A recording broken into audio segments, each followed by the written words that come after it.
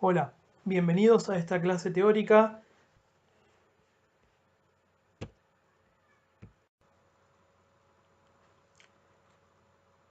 Y algo que yo quisiera que se pregunten es, ¿por qué necesitamos saber de estadística?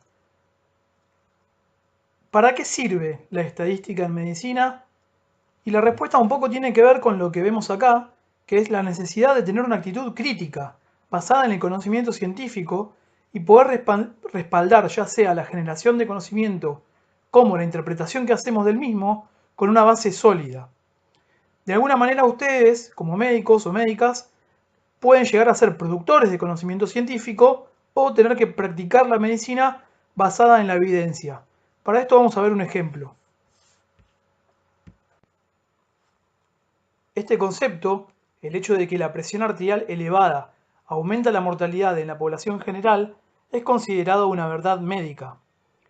Es así porque hay estudios que lo demuestran en base a una fuerte relación entre valores elevados de presión arterial y mayor mortalidad. Vemos que los valores elevados son las personas que están en verde, en azul son las personas con presión arterial normal y estudios que respaldan que hay un aumento de la mortalidad a lo largo de los años en aquel grupo de personas que son hipertensas. Esto entonces nos deja una conclusión que tiene que ver con que si nosotros decimos que hay una diferencia significativa, es porque se realizaron estudios avalados científicamente. De modo que si efectivamente quiero bajar la presión arterial en mis pacientes y tengo que optar por diferentes alternativas, se nos presentan posibles soluciones o modos de actuar según las ciencias médicas que vamos a tener que considerar o recomendar según evidencia que respalde a cada uno, además de evaluar el costo-beneficio desde el punto de vista biológico y económico. Ahora, cuando vayamos a buscar evidencia para cada alternativa, se supone que como médicos vamos a basarnos en aquella que provenga de estudios científicos básicos que derivaron luego en ensayos clínicos. Todos usaron el método científico y nos van a mostrar sus datos utilizando la estadística.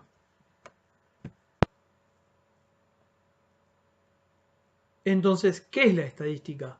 Es la disciplina que se encarga de recolectar, clasificar, resumir y analizar datos y luego, en algunos casos, realizar inferencias a partir de los mismos.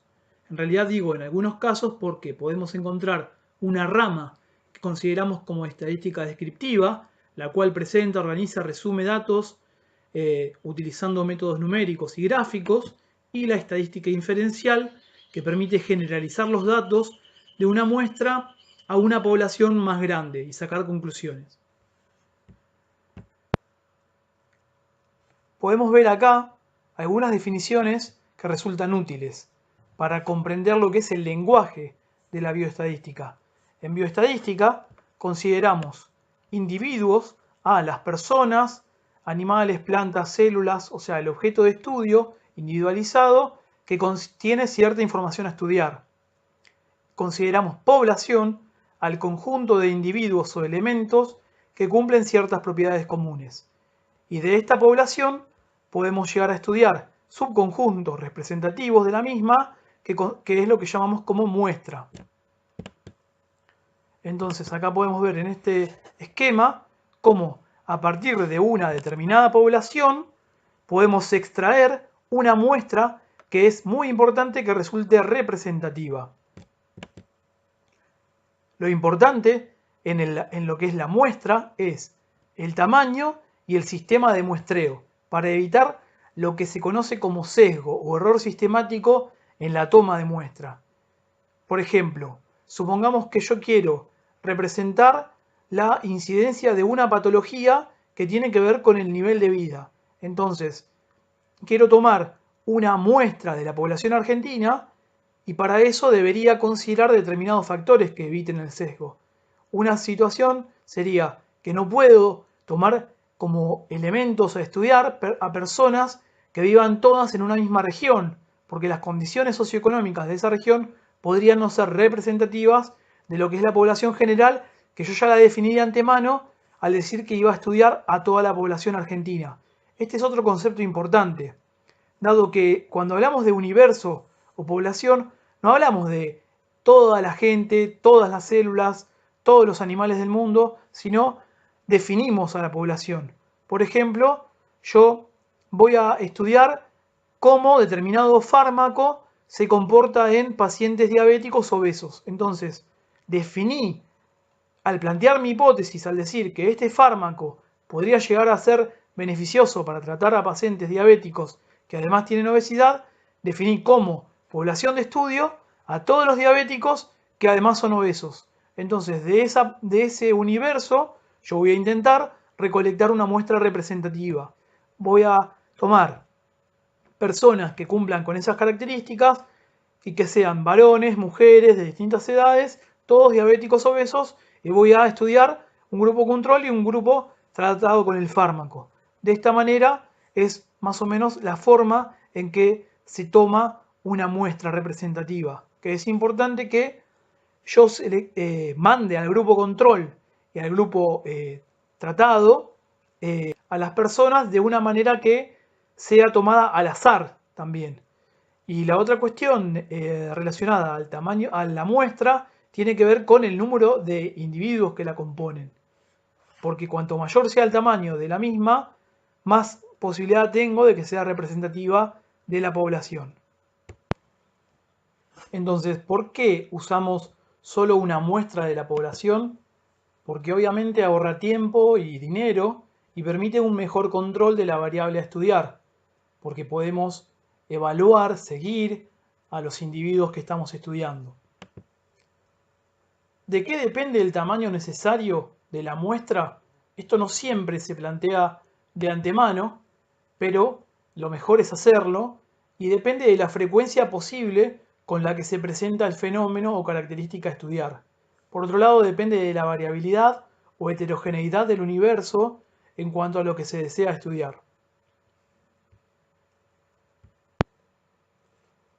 Y cuando hablo de aquello que se desea estudiar o que estamos estudiando, estamos hablando de variables, que son cuestiones que pueden ser observadas, medidas, pueden adquirir distintos valores.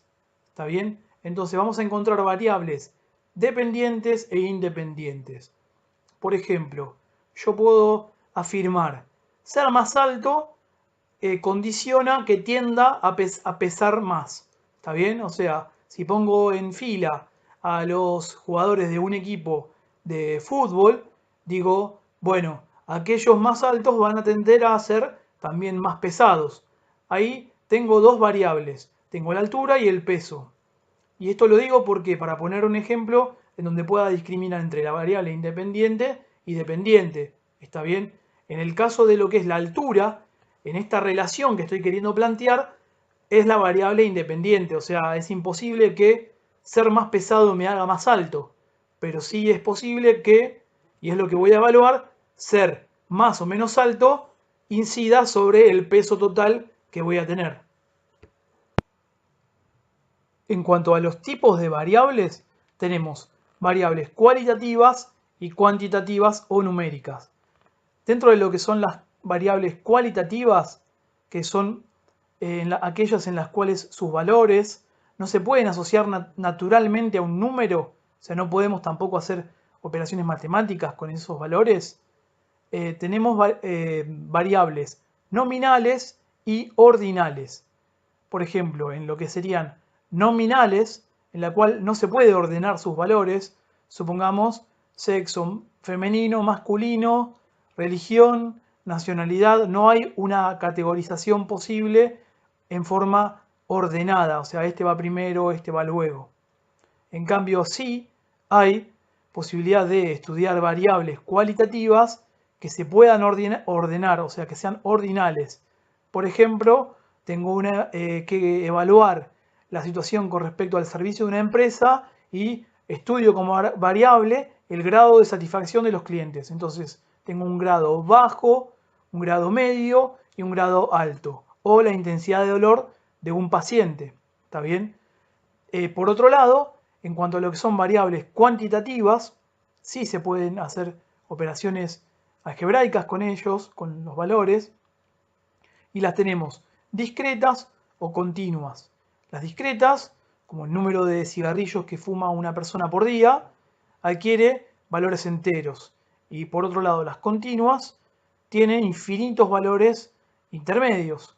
Por ejemplo, la edad. La edad es una situación particular porque yo podría tomarla en años, lo cual la haría más bien discreta, pero también la podría tomar en valores temporales menores. Por eso la clasificamos como continua. Ahora, cuando estudio una variable y tengo un panorama, o sea, recolecto información acerca de una determinada variable, yo tengo que luego sintetizar la información que recolecté para poder divulgarla, para poder analizarla mejor. Entonces, para eso cuento con, si estoy hablando del universo, cuento con parámetros o medidas. Y si estoy hablando de la muestra, cuento con estimadores. En la práctica, nosotros trabajamos entonces con estimadores porque solemos trabajar con muestras. Y vamos a evaluar lo que son los estimadores o medidas de posición o de tendencia central y de dispersión. En cuanto a lo que son las medidas de tendencia central, vamos a trabajar con otro ejemplo. Acá tenemos una lista de notas obtenidas en un examen por distintas personas. ¿Está bien? Entonces, esta es nuestra muestra que estamos estudiando y la variable es la nota obtenida. Entonces, tenemos tres medidas de tendencia central posibles para caracterizar esta muestra. Una es la media, que es el promedio. Básicamente yo calculé el promedio y lo que hice fue hacer la suma de todos estos valores, que me da 74, y lo dividí por el número de valores que encuentro, que son 11 valores. ¿Está bien? Entonces, el promedio me dio 6,72. En cuanto a lo que es la mediana, es este valor 7 que parte a la muestra en 2. Tiene la misma cantidad de valores por debajo que por encima, siempre y cuando esos valores estén ordenados de forma creciente. Y en cuanto a la moda, sería 6, que es el valor que más veces se repite. Podemos ver distintas cuestiones como el hecho de que la media o promedio es el que más se usa, pero podría ser sensible a valores muy extremos. En estos casos, por ejemplo, acá hay un valor que relativamente es extremo como es el 2. Está bien, que nos modifica bastante el promedio si tenemos en cuenta que la mayoría estuvo por encima de 5, digamos. El valor 2 se aleja, es relativamente extremo. Pero en el caso de notas obtenidas no vamos a obtener un valor de 95, por ejemplo. Sí, hay otras situaciones en las que puede haber valores muy extremos, en las cuales es más útil trabajar con, también para caracterizar de mejor manera, una mediana o una moda, de modo que tengamos un perfil más adecuado de lo que está pasando en esta muestra. En cuanto a las medidas de dispersión, que nos indican cómo se distribuyen los valores individuales alrededor de lo que sería nuestra medida de tendencia central, como podría ser el promedio, tenemos dos grupos básicamente. El primero es el rango y los otros tres que vamos a ver luego son derivaciones que van saliendo a partir de la varianza. Entonces vamos a empezar con el rango y vamos a poner un ejemplo. Supongamos que yo le estuve tomando cada una hora la presión arterial a un paciente, ¿está bien? Y entonces obtuve una serie de valores. Si yo quiero ver cuál fue el promedio de la presión arterial sistólica, supongamos que fue 125 milímetros de mercurio, fue la presión arterial sistólica durante esas 24 horas. Pero yo quiero saber si va fluctuando mucho esa presión arterial y entonces informo el rango. Y el rango me da que fue de 110 a 180. ¿Está bien? Y ahí me quedo preocupado, supongamos. Y porque la realidad es que yo no sé si ese valor de 180 se repitió una o varias veces. Entonces, ¿qué pasa? Si yo estudiara con alguno de los otros tipos, como el desvío estándar, la forma en que se fue dispersando el valor de presión arterial a lo largo del día, me daría cuenta, supongamos que tenía el promedio de 125 milímetros de mercurio y veo que el desvío estándar no es tan grande.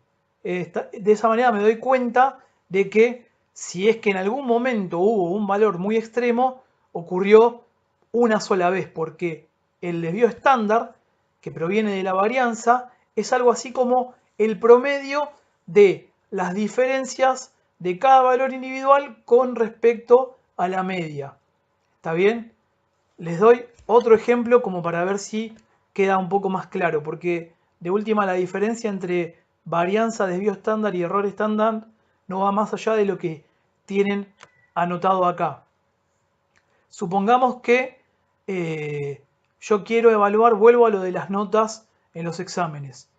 No es lo mismo una persona que tiene un promedio de 6, que a lo largo de la carrera se fue sacando 5, 7, 5, 7, 6, que otra persona que tiene el mismo promedio de 6, que se sacó 2, 2, 8, 2, 2, 2, 10, 2, 3 y 9, supongamos. O sea, hay una que es mucho más irregular que la otra.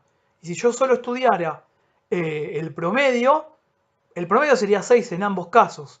¿Está bien? El rango solo me daría los valores extremos.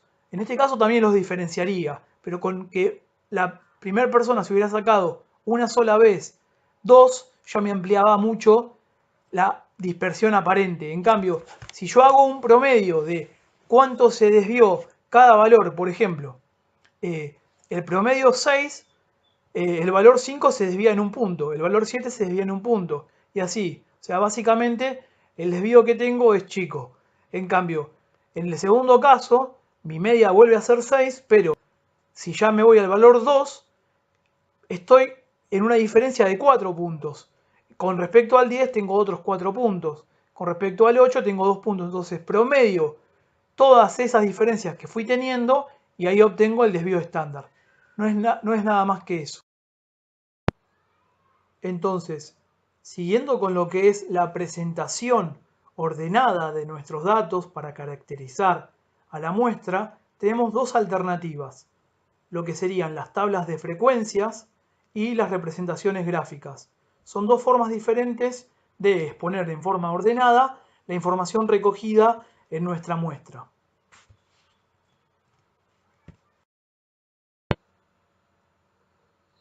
Lo que observamos acá es un ejemplo con el peso al nacer y el número de niños que tienen, que observamos que pesan cada uno de esos valores, en donde lo estamos representando tanto con tabla como en un gráfico de frecuencia relativa.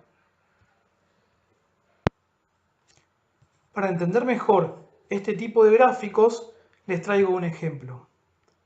Supongamos que estoy estudiando, por ejemplo, valores de frecuencia cardíaca en 100 personas. Entonces, en el eje X de este tipo de gráfico voy a tener distintos valores de frecuencia cardíaca. Y en el eje Y vamos a ver la frecuencia observada, o sea, en este caso les pongo el ejemplo de 100 personas, cada persona va a ser un 1%. De este modo, como podemos ver, en este caso, para este valor hay 2 individuos, 9 y así sucesivamente. De este modo es como se construyen este tipo de gráficos en donde en general, cuando estudiamos poblaciones relativamente grandes, vamos a encontrar que los valores adquieren una distribución normal y forman lo que conocemos como campana de Gauss.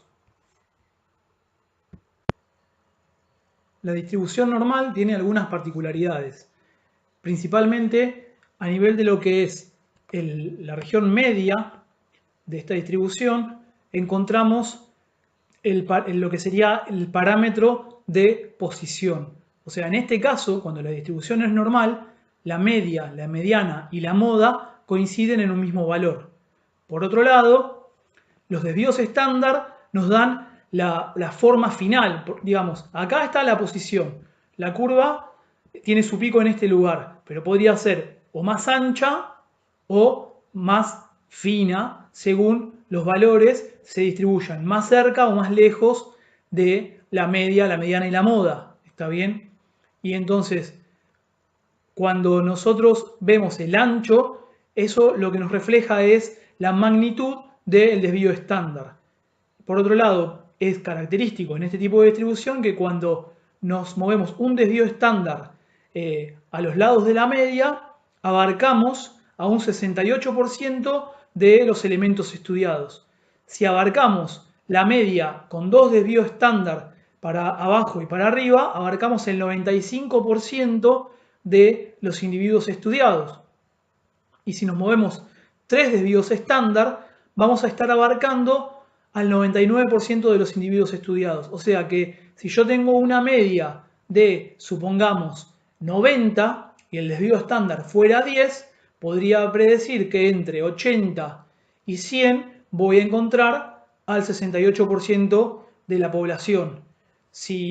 Y así sucesivamente, o sea, entre 70 y 110 encuentro al 95 y entre 60 y 120 encuentro al 99%. Con lo cual, ¿cuál es la probabilidad de encontrar una persona con un valor? Si lo que estábamos viendo era, no sé, frecuencia cardíaca, la posibilidad de encontrar una persona con un valor por encima de 120 es relativamente fácil de calcular. ¿Por qué? Porque vemos que me moví tres desvíos estándar para arriba y para abajo y llegó, en el caso de hacia arriba, a 120. Con lo cual estoy abarcando al 99% de la población adentro. Y me queda un 1% que se divide en 0,5 por debajo y 0,5 por encima. Con lo cual, si yo supiera que en una población los valores de frecuencia cardíaca tienen este tipo de distribución, la probabilidad de encontrar una persona que tuviera valor por encima de 120 sería del 0,5%.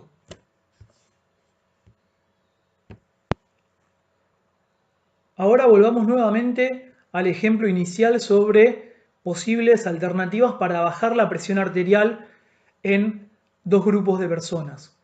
Entonces, tenemos que referirnos a lo que es una hipótesis. Yo puedo plantearme la hipótesis de que esta alternativa, supongamos consumir vitamina C, va a bajar la presión arterial y en realidad para todas las hipótesis hay dos posibilidades. Una posibilidad es la que se conoce como hipótesis nula, que plantea que si yo encontrara alguna diferencia, eso se debería simplemente al azar. Y la hipótesis alternativa dice que si yo encuentro alguna diferencia, esto se debe a la intervención que estoy estudiando. En este caso, por ejemplo, administrar vitamina C.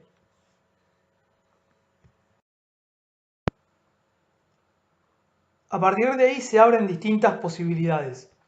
Supongamos que el tratamiento fuera realmente efectivo. Entonces es correcto rechazar la hipótesis nula. En cambio, si yo, siendo el tratamiento efectivo, aceptara la hipótesis nula, lo que estaría haciendo es cometer un error de tipo 2, que puede disminuirse si aumento el número de individuos que estoy estudiando. Por otro lado, si el tratamiento realmente no fuera efectivo y yo rechazo la hipótesis nula, o sea, digo, asumo que lo es, cuando en realidad los cambios que observo se deben al azar, ahí la realidad es que lo que me va a salvar de cometer ese tipo de error es justamente aplicar los test estadísticos. Entonces, en este caso lo correcto sería aceptar la hipótesis nula cuando el tratamiento realmente no es efectivo o cuando no puedo demostrar con una determinada probabilidad que realmente el cambio que yo veo no se debe al azar. En general en medicina, el nivel de significación con el que acostumbramos trabajar es de el 5%. O sea, intentamos no tener una probabilidad de equivocarnos mayor al 5%. En realidad, cuando alcanza el valor de 5%, ya tomamos la hipótesis nula, o es como que nos quedamos con la posibilidad de que lo que estamos viendo no pueda descartarse que se deba al azar. En algunos casos, situaciones como por ejemplo cuando se intenta administrar un medicamento que tal vez no hay otra opción, pero que podría llegar a tener efectos adversos bastante graves, se puede asumir otro tipo de significación. O sea, puedo tener menor tolerancia a la posibilidad de equivocarme. Entonces, decir, voy a trabajar con un nivel de significación más exigente, y ahora la probabilidad de equivocarme que yo quiero aceptar es menor al 1%. Ya no dejo ese 5% como límite, sino que me pongo un poco más exigente. Pero a nivel general, lo que tienen que saber es que el nivel de significación estadística, cuando ustedes ven que en un gráfico existe un asterisco, se suele estar tomando el límite de significación como menor a 5%. Bueno, y acá, a nivel de lo que es entonces una prueba estadística, en donde vamos a poner en práctica estos conceptos, y obviamente tengan en cuenta que esto es complementario a la guía que armamos de forma escrita, porque de repente no es lo mismo algunos conceptos volcarlos de manera escrita que en este tipo de presentaciones, por lo cual les recomiendo entonces leer también esa guía. Vamos a ver lo que es justamente el test de T. ¿Está bien? O sea, el valor de T va a ser, cuanto más grande sea el valor de T, más chances voy a tener de que la prueba de significación estadística me dé significativa. Por ejemplo, si estoy estudiando valores de presión arterial y vamos al ejemplo que venimos trabajando, y quiero ver si el tratamiento con vitamina C me genera entre el grupo tratado y el grupo no tratado un corrimiento en los valores de presión arterial que voy a considerar significativo.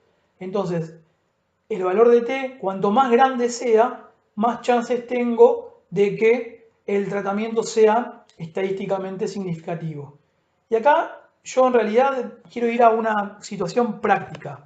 Quiero que ustedes vean que esta fórmula, que puede parecer complicada y que tal vez no hace falta que la memoricen, sino que en realidad lo que hace falta es que entiendan el concepto, quiero que ustedes noten que en la fórmula del test de T lo que estamos teniendo capaz de aumentar el valor o de hacerlo significativo es la diferencia entre las medias, o sea, la posición de una curva con respecto de la otra. Cuanto mayor sea esa diferencia, más chances tengo de que el test sea significativo. Y por otro lado, acá tengo los desvíos estándar, en realidad los errores estándar, porque está el desvío dividido el n, con lo cual acá el valor del denominador va a ser más grande cuanto más variabilidad haya entre los grupos. Y esto gráficamente a mí me parece que es muy interesante verlo, porque quiere decir que las dos posibilidades que tengo para que ambas poblaciones, la población no tratada y la tratada, sean estadísticamente significativa la diferencia, es o que las curvas o que estén muy alejadas, lo cual estaría provocado porque las medias que tenemos acá están realmente alejadas, o que la dispersión sea baja. ¿Qué quiere decir que la dispersión sea baja? Que, por ejemplo, como vemos acá, sean bastante delgaditas esas campanas de Gauss y no se distribuyan de forma más achatada. Y entonces, yo lo que les quiero mostrar, de alguna manera, para que lo puedan representar en su cabeza, es que la significación estadística, eso que yo digo, si me da con un P menor a 5% es significativo, la encuentro acá. ¿Se acuerdan que yo les explicaba que cuando me voy moviendo determinada cantidad de desvíos estándar hacia los lados de la campana de Gauss, abarco una cantidad de población adentro? Bueno, básicamente cuando digo hay menos del 5% de probabilidad de equivocarme o de que la diferencia sea por el azar, quiere decir que la zona en la que ambas campanas se están cruzando no abarca más del 5% de los individuos. Y la forma en que esto ocurra, de que no se crucen demasiado, es o que las medias estén alejadas o que los desvíos no sean demasiado grandes, de modo que las curvas no sean muy gordas o tomen demasiado espacio en el eje X. Bueno, espero que esta explicación, tal vez un poco informal, sea útil para que ustedes entiendan a nivel conceptual y lo refuercen con la explicación tal vez un poco más formal de la guía.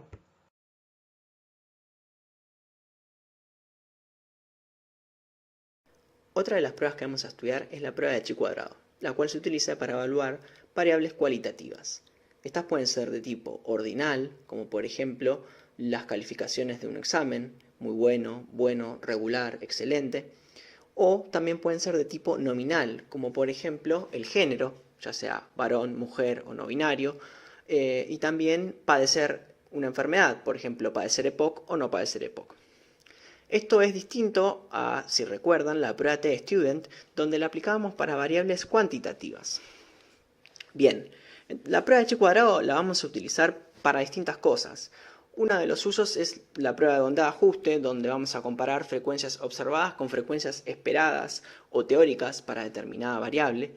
La prueba de homogeneidad, donde se van a comparar dos o más conjuntos de frecuencias observadas, tratando de evaluar si existen diferencias o no entre dichos conjuntos. Esto es muy utilizado, por ejemplo, para determinar la homogeneidad de varianzas de una determinada variable. Y por último, y el uso más utilizado para la prueba de chi cuadrado es la prueba de asociación, donde se trata de determinar si existe una asociación o un vínculo o una dependencia entre dos o más variables.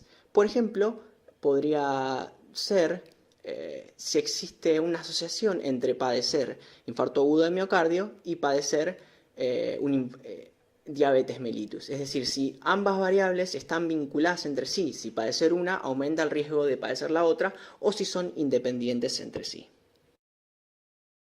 Para realizar la prueba de chi cuadrado se utilizan tablas de contingencia. Como vemos en la diapositiva, tenemos para este ejemplo una tabla de doble entradas donde en las columnas registramos una variable que es padecer EPOC o no padecer EPOC, y en las filas tenemos otra variable que es ser fumador o no fumador. Y se registran los números de los distintos casos según nuestra muestra. Entonces tenemos 35 personas que padecen EPOC y que además son fumadoras. Tenemos 187 personas que no padecen EPOC y son fumadoras además. Y además tenemos 17 personas que padecen EPOC pero que no son fumadoras y 190 personas que no padecen EPOC y no son fumadoras. Luego, en otra columna y en otra fila tenemos los totales. Entonces, en la columna, si se fijan, dice 222, ese es el total de fumadores. 207 es el total de personas no fumadoras. 52 es el total de personas que padecen EPOC y 377 personas no padecen EPOC, para un total final de 429 individuos que constituyen esta muestra. ¿Para qué vamos a utilizar este ejemplo? Bueno, nos va a interesar delimitar si está asociada la enfermedad de EPOC con el hecho de fumar, es decir, si fumar aumenta el riesgo de padecer EPOC o no.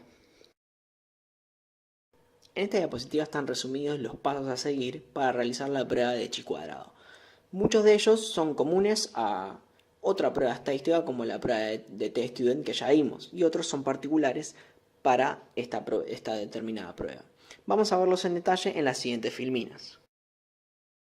Retomando el ejemplo de padecer EPOC y no padecer EPOC, ser fumador y no ser fumador, en este caso se trata de una prueba de asociación, donde queremos determinar si existe una asociación entre ambas variables o si son independientes. ¿Cuál sería la hipótesis nula y cuál la alternativa? Bueno, en este caso, la hipótesis nula indicaría que no existe una asociación entre fumar y padecer EPOC. Son independientes una de la otra. En cambio, la hipótesis alternativa nos indica que existe una asociación entre fumar y padecer EPOC. Supongamos que fijamos un nivel de significancia de 0,05 y luego tenemos que proceder a calcular el estadístico de chi cuadrado con los datos de nuestra muestra. No vamos a entrar en detalles en la forma de realizar el cálculo porque esto se puede realizar fácilmente con cualquier software estadístico. Sí, lo que tenemos que decir, en la diapositiva figura la fórmula para calcularlo, pero se basa en contrastar las frecuencias observadas en nuestra muestra con las frecuencias esperadas según la distribución de chi cuadrado. Es decir, la muestra estuviera distribuida al azar, siguiendo la hipótesis nula, donde no existe una asociación entre ser fumador y EPOC, tendrían determinado valor esperado. Entonces, lo que nosotros calculamos con este estadístico es cuánto se diferencia lo que nosotros vemos en nuestra muestra con los que esperaríamos si no existiera una asociación entre las variables. Bien, continuando con el procedimiento, para determinar el chi cuadrado teórico primero necesitamos saber los grados de libertad correspondientes a nuestro ejemplo. Entonces, esto se realiza con una fórmula para calcular los grados de libertad que consiste en multiplicar el número de filas menos 1 por el número de columnas menos 1. En el ejemplo que tenemos, encontramos una tabla de 2 por 2, es decir, hay dos columnas, EPOC y no EPOC, y hay dos filas, fumador y no fumador. De manera tal que si reemplazamos en la fórmula, vamos a tener 2 menos 1 por 2 menos 1 igual a 1. En nuestro ejemplo hay un solo grado de libertad. Bien, a continuación podemos determinar ahora el chi cuadrado crítico, dado que tenemos el número de grados de libertad, que es 1, y tenemos el alfa o el grado de significancia, que eso ya lo definimos previamente. Con estos datos recurrimos a una tabla donde están los valores para la distribución de chi cuadrado, ¿sí? Y obtenemos el valor crítico, ¿sí? Luego hay una determinada regla de decisión para determinar si se puede rechazar H0 o no. Si el chi cuadrado calculado con los datos de nuestra muestra es mayor o igual al chi cuadrado crítico que obtuvimos en la tabla, ¿sí? Siguiendo la distribución teórica, se puede rechazar H0. En este caso concluiríamos que existe una asociación entre ambas variables.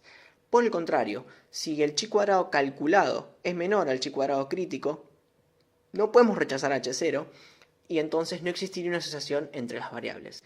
Pensando un poco y hilando más fino, fíjense que el chi cuadrado calculado depende o nos refleja cuán diferente es lo observado de lo esperado. Entonces, cuanto más grande es chi cuadrado, significa que lo que observamos es muy distinto de lo teórico o esperado, con lo cual hay más chances de que la hipótesis nula no sea verdadera, es decir, de que estas variables estén asociadas. Para finalizar esta sección, vamos a describir dos parámetros que son muy frecuentes en la investigación médica y que se los van a encontrar a menudo a lo largo de su carrera y a lo largo de su profesión. Estos son el riesgo relativo y el odds ratio. Son variables predictivas que permiten caracterizar la asociación entre dos variables, es decir, determinar cuán asociadas están, cuánto influye una sobre la otra. Nosotros habíamos descrito la forma de evidenciar estadísticamente una asociación entre dos variables. Bueno, estos parámetros variables que vamos a analizar ahora nos van a permitir describir esa asociación.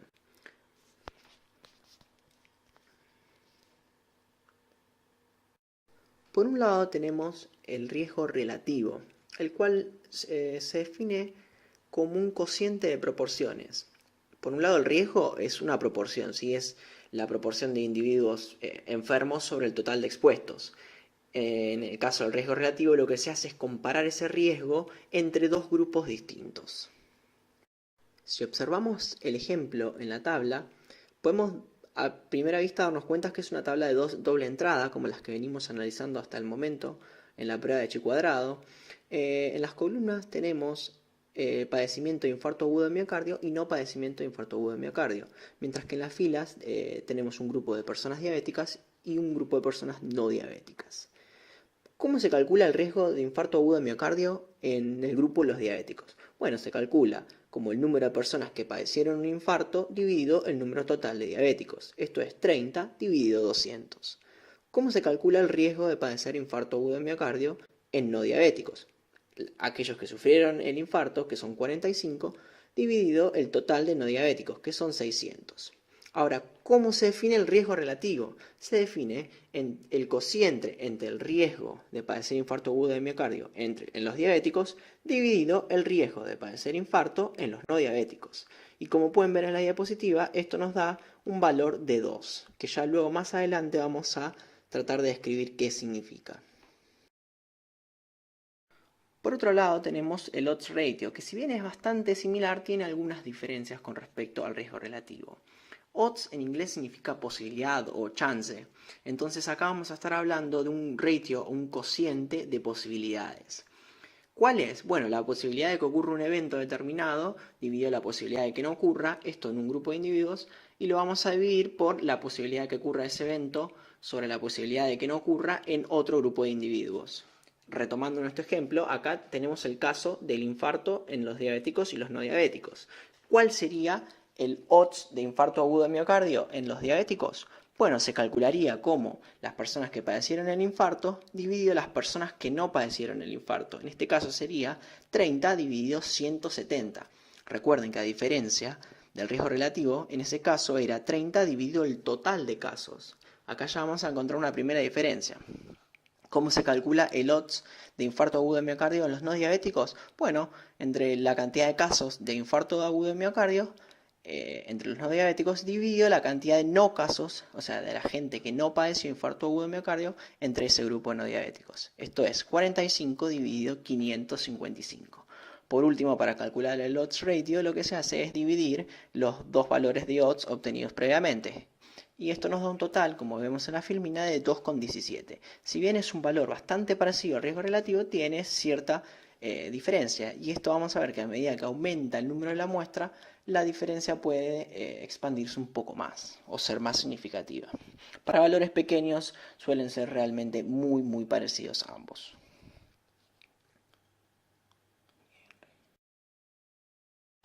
En el estudio de fenómenos biológicos a menudo nos va a interesar cómo se relacionan dos variables, si están vinculadas entre sí de alguna forma.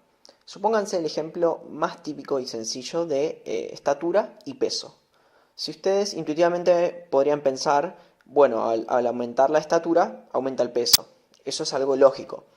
Es decir, que a priori uno diría que están correlacionadas esas variables. Tiene sentido pensarlo. Ahora, ¿cómo traducimos eso a algo matemático, algo estadístico? ¿Cómo podemos afirmar qué tan buena es esa correlación? Bien, para ello necesitamos coeficientes. Son valores numéricos que nos indican qué tan buena es una correlación. La correlación más sencilla y típica que podemos tener es una correlación lineal, donde una variable está relacionada con otra de forma lineal, ¿sí? Siguiendo una función lineal. El coeficiente de correlación de Pearson, abreviado con la letra R, es un valor numérico, un coeficiente que caracteriza qué tan buena es una correlación lineal entre dos variables. Tenemos la fórmula en la filmina, es muy compleja y realmente no merece la pena analizarla en detalle en este curso. Pero sí es de vital importancia saber interpretar el valor del coeficiente R. ¿Qué nos quiere decir el coeficiente R? El valor R puede tomar valores tanto positivos como negativos, ¿sí? Es decir, que va a ir desde menos 1 hasta más 1. ¿Qué pasa si tenemos un valor de R para dos variables que es igual a 0? En este caso decimos que no existe ningún tipo de correlación lineal entre ambas variables, ¿sí? Es decir, que una no afecta a la variación de la otra, ¿sí? Ahora, ¿qué pasa si tenemos un valor de R igual a más 1? En este caso tenemos una correlación lineal que se dice perfecta. Y como el signo que está enfrente al coeficiente es positivo, decimos que la relación es directamente proporcional. Cuando una variable aumenta, la otra también lo hace, es decir, se modifican en el mismo sentido. Ahora, ¿qué pasa cuando tenemos un coeficiente R igual a menos 1? También tenemos una correlación lineal perfecta porque el valor numérico es 1, ¿sí? Pero el signo menos nos indica que esta relación es inversamente proporcional. Quiere decir que cuando una variable aumenta, la otra disminuye. Bueno, estos son casos extremos. Podemos tener valores de R que se ubiquen entre menos 1 y más 1, ¿sí? Es decir, supónganse un 0,5. Bien, esto nos va a hablar de una cierta correlación lineal, pero que no es perfecta. Cuanto más cerca de más menos 1 esté el valor de R, mejor será la correlación lineal. Y el signo lo que nos va a indicar es en qué sentido se modifica una con otra, ¿sí? Es decir, si es directamente proporcional o inversamente proporcional. Bien, para ejemplificar un poco el concepto de R, ¿sí? Y qué significa que un R sea igual a 0 o que sea igual a 1, tenemos esta figura con distintos ejemplos. En el primer cuadrante tenemos graficada dos variables cualquiera, ¿sí? En el eje vertical, en el eje Y tenemos una variable y en el eje X tenemos otra, ¿sí? No nos importa cuál es. Y fíjense que nos dice que el R es igual a 0. Fíjense cómo se distribuye la nube de puntos. Aparentemente están distribuidos al azar, no hay ninguna vinculación entre la variable que se grafica en el eje Y y la variable que se grafica en el eje X, ¿sí? Parece que no dependen para nada una con la otra. Esto entonces nos grafica, como habíamos dicho antes, un R igual a 0. Analicemos el segundo cuadrante, ¿sí? Tenemos un R igual a 0,99, es decir que es una correlación lineal casi perfecta. Y fíjense cómo cada punto parece estar ubicado sobre una recta, ¿sí? Perfectamente sobre una recta. Esto es lo que se condice con una correlación lineal perfecta. Y fíjense el signo del R es positivo. Fíjense qué pasa a medida que aumenta la variable graficada en el eje X, ¿sí? Cuando toma el valor de 5, cuando toma el valor de 10, va aumentando. Fíjense qué pasa con Y, también va aumentando, ¿sí? Entonces es una correlación directa y casi perfecta. Eso es lo que significa un R igual a 0,99. Bien, hasta acá vimos dos casos extremos, el caso de una correlación lineal perfecta y el caso de una falta total de correlación lineal, ¿sí? Ahora vamos a ver casos intermedios. En el cuadrante inferior izquierdo tenemos un R que es igual a menos 0,7. Fíjense que 0,7 es un valor intermedio entre 0 y menos 1, pero está más cerca de menos 1, lo que nos indicaría que existe cierta correlación lineal, pero no es perfecta. Eso se refleja en la nube de puntos. Podríamos ver que los puntos se ubican en torno de cierta recta, pero con una dispersión, ¿sí? No existen una relación totalmente perfecta. Eso es lo que nos refleja ese valor de R de 0,7. Ahora prestemos atención al signo. El signo es negativo de ese valor de R. Y fíjense qué pasa cuando aumenta la variable X, ¿sí? Cuando toma el valor de 10 o el valor de 20 en el eje X, en el eje horizontal, veamos qué pasa con el eje Y. En ese caso lo que tenemos es que la variable en el eje Y va disminuyendo. Cuando aumenta X, disminuye Y. Hay una relación inversamente proporcional, ¿sí? O decreciente. Por eso mismo el valor de R es negativo, ¿sí? Ahora veamos el caso del cuadrante inferior derecho. Tenemos un R de 0,7 positivo, ¿sí? Al igual que el ejemplo anterior, la correlación no es perfecta, pero se puede vislumbrar que hay cierta relación lineal, ¿sí? Los puntos podrían ubicarse siguiendo una recta, ¿sí? Con cierta dispersión. El signo positivo nos indica que la relación es directamente proporcional. Cuando aumenta una variable, también aumenta la otra, a diferencia del caso de la izquierda, así que cuando una aumentaba, disminuía la otra. Esa es entonces la diferencia muy importante que establece el signo, si es positivo o negativo. Analicemos la siguiente figura. Tenemos graficada la osmolalidad plasmática en el eje X, que se grafica en miliosmoles por kilogramo, y la vasopresina o hormona antidiurética en el eje Y, en el eje vertical, en picomoles por litro. Y a su vez tenemos dos grupos para los cuales se midieron estas variables. Un grupo patológico que está representado con triángulos grises y un grupo control que está representado con círculos. Se puede observar que hay una correlación lineal a simple vista entre ambas variables, ¿sí? Y la misma es de sentido directo, ¿sí? Cuando aumenta la osmolaridad, aumenta la vasopresina. Esto es de esperarse, ¿sí? Es el funcionamiento fisiológico del organismo. Como primera pregunta, ¿creen que la correlación lineal entre variables es buena? ¿Qué tendríamos que hacer para poder decirlo a ciencia cierta? Bien, tendríamos que tener el valor de R. Si se fijan, está resaltado en el recuadro, ¿sí? Y para el grupo patológico tenemos un valor de R de 0,98 positivo y para el grupo control un valor de 0,94 positivo también. ¿Hay una de las dos correlaciones que es mejor que la otra? Bueno, si nos fijamos en el R, indudablemente la correlación lineal del grupo patológico es mayor porque el R se acerca más a 1. Y a su vez también lo podemos ver en el gráfico, ¿sí? Los puntos están más cerca de la recta en el grupo patológico en comparación al grupo control. Hasta ahora pudimos evidenciar que existe una correlación lineal y caracterizarla con el coeficiente R. Ahora bien, Nada nos dice esto de cómo se modifica la vasopresina ante los aumentos de osmolaridad y si es distinta esa variación para el grupo patológico que para el grupo control. A simple vista y viendo las gráficas, podemos ver que el grupo patológico tiene un incremento de vasopresina bastante menor ante los cambios de osmolaridad comparado con el grupo control, donde un pequeño aumento de osmolaridad produce un gran cambio de vasopresina plasmática. ¿Cómo podemos reflejar esto con números? ¿Cómo podemos formalizarlo? Bien, para esto vamos a tener que recurrir a un análisis distinto al cálculo de los coeficientes de correlación que se denomina el análisis de regresión lineal. Esto nos va a permitir, por un procedimiento matemático y estadístico que después vamos a ver, encontrar una ecuación para la recta, ¿sí? o una función que describa esa relación entre las dos variables que estamos relacionando, ¿bien? Entonces, esto nos va a permitir, por ejemplo, determinar cuánto cambia la vasopresina ante un determinado cambio de osmolaridad.